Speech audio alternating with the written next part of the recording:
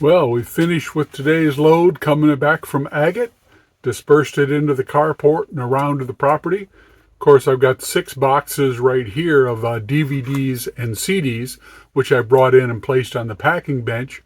Yeah, I'll have to take care of these 6 boxes before I really use the packing bench. It's getting fuller and fuller in the 2 buildings back here at the lake.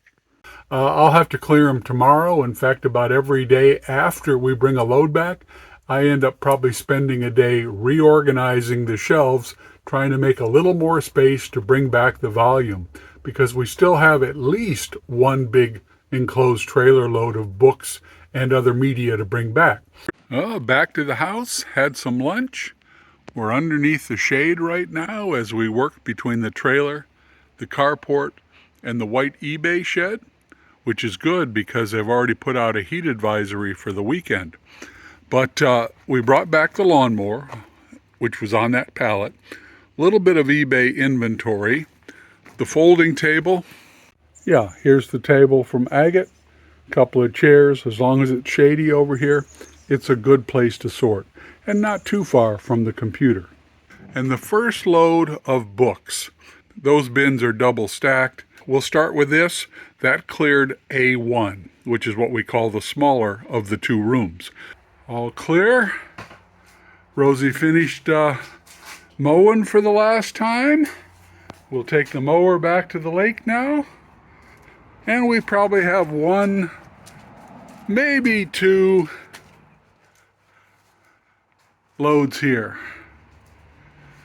This group's a Facebook ad.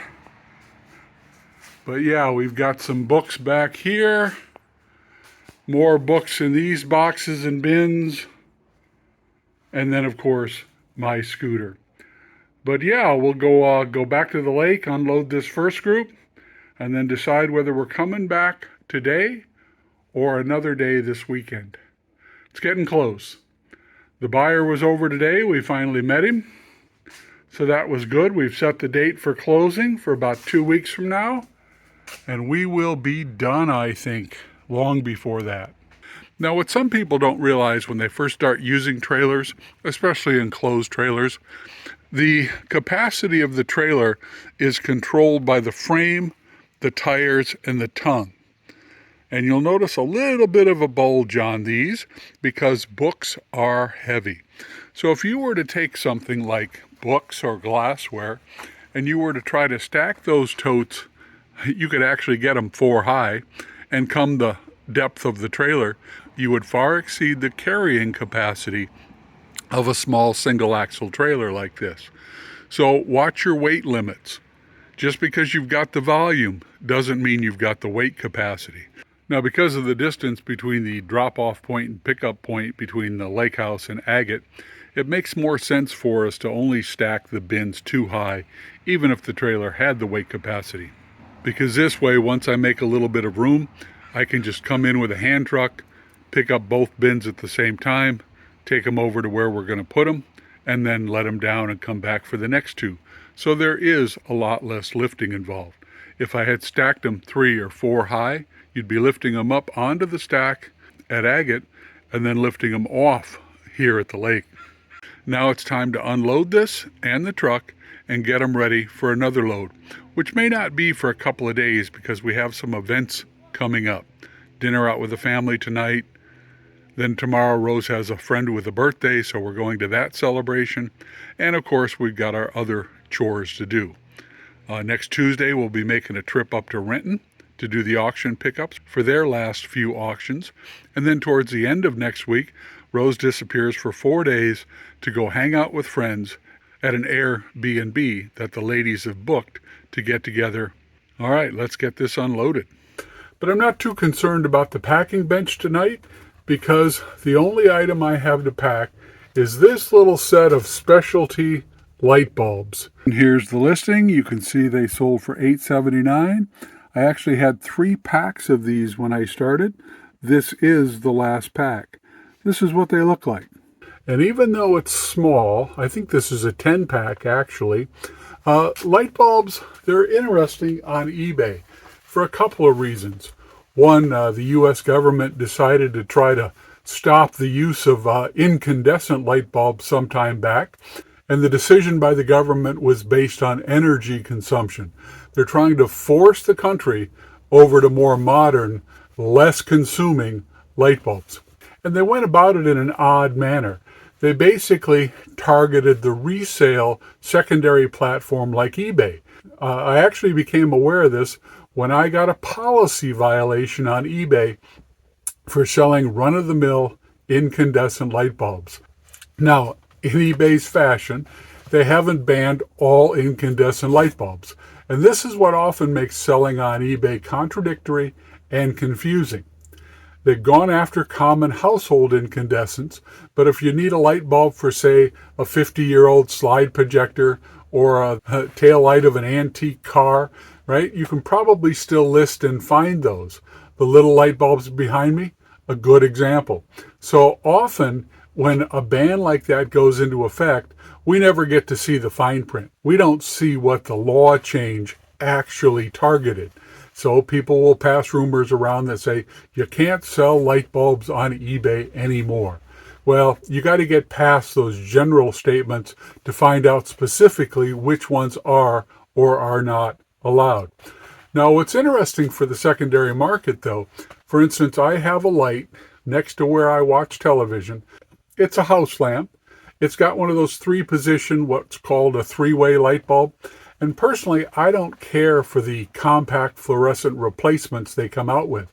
So I actually get my three-way light bulb replacements from auctions. When someone's clearing a pantry or a garage and I see an auction lot that has a bunch of old-style light bulbs, I'll sometimes buy them simply because I'm resistant to change.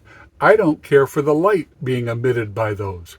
And in reality, the difference between the wattage and the amount of power it's being consumed over my lifetime, pretty insignificant. Federal government, of course, they're concerned about building nuclear power plants and saving the country from a countrywide production change. You can take any little item that can be sold on eBay, and you never know when either the government oversight or eBay's policies are going to step up and modify what you may have been doing for years. Well, I finished my packing just in time for Rose to tell me I needed to come back over to Agate. Seems she arranged a Facebook pickup. Probably the last one over here. We're at the point now where we've got more empty totes than we need, even though these don't all have lids. Rose put up a Facebook ad, and I think it's less than 24-hour turnaround. I think she put this up while we were having lunch, and somebody snapped them up right away. And Facebook for the win. Now I'll head back over, clean up, and go out to dinner. I'm back from selling the stacks of empty bins over at Agate. After unloading the first group of media from the trailer today, I'm beginning to build a wall of media. But it's a good time to take a minute and talk a bit about bins. When we do the last load, I'm sure I'll end up going probably 3 high and coming out even more.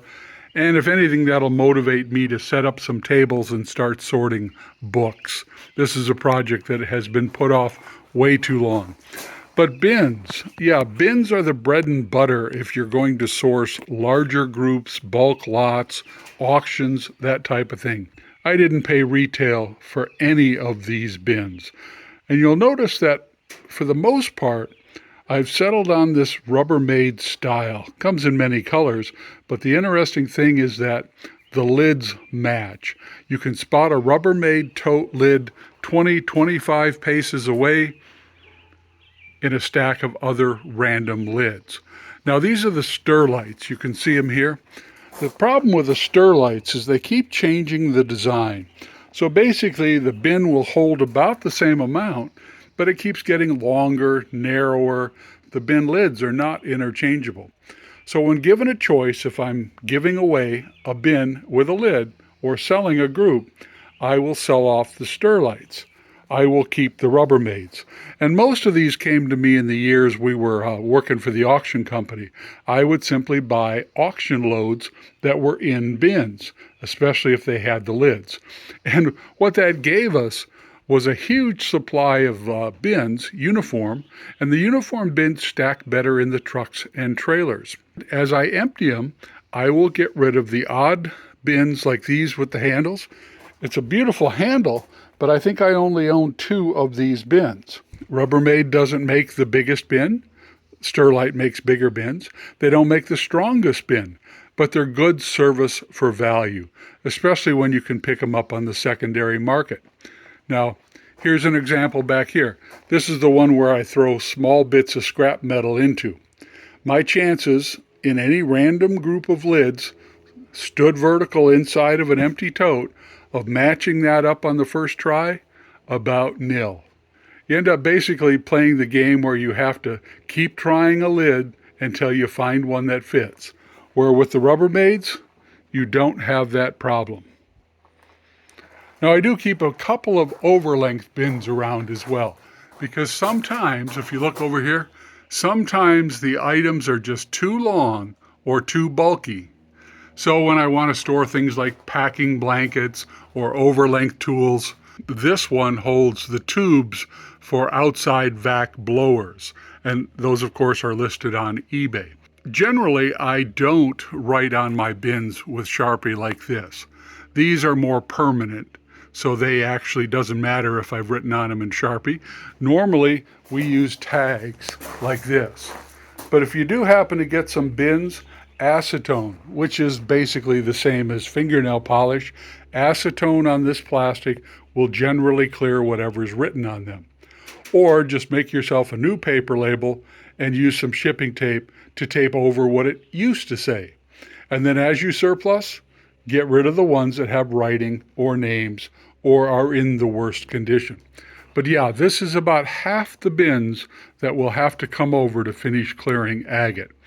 The boxes, like the DVDs and CDs, those I'm putting directly in the barn, and I'll work on those first. But these are mostly books. And I don't like treating books this way, but this is a fairly secure area. It's a good time of year for it. And if somebody decides they want to steal these, well, they're stealing books. So I hope they have a strong back. I'm going to pack this little item, and then I'm headed out to dinner. Going to spend it with the granddaughters, Brandy, Brad, so Rosie gets to come along to dinner too, because Rosie gets to pay. Yeah, you enjoy your night.